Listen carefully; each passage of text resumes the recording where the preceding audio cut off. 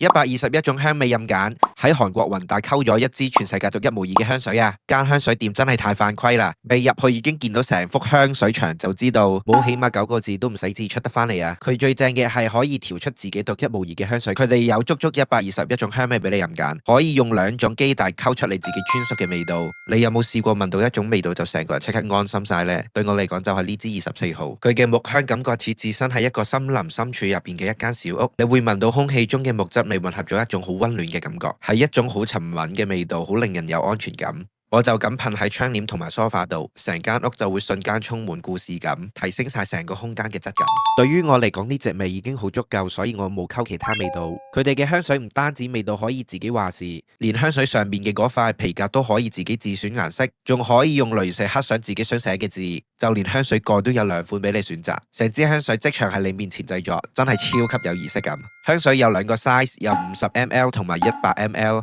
我自己就買咗100ml，300幾蚊就有咁多個人化嘅選擇，呢個價錢真係大癲。你買完之後仲可以上翻佢哋嘅官網度睇翻你自己調出嚟嘅香水有啲咩故事同成分，就連前中後調資料都有，成件事真係好有心思。佢哋除咗香水之外，仲有擴香瓶同埋車用嘅香薰，雖然淨係得62種味道冇得自己溝，但係奶都奶啦，梗係聞埋啱唔啱自己心水啦。詳情可以去翻佢哋 IG 嘅 bio 嗰度睇翻，嗰度會有齊產品嘅價錢、地址同埋營業時間。溫馨提示，佢哋逢星期一休息，千祈唔好摸門釘啊！中意嘅話就記得 save 低佢，去韓國嘅時候就記得去啦，同埋 send 俾朋友睇，原來弘大有一間可以自己調配出獨一無二嘅香水㗎。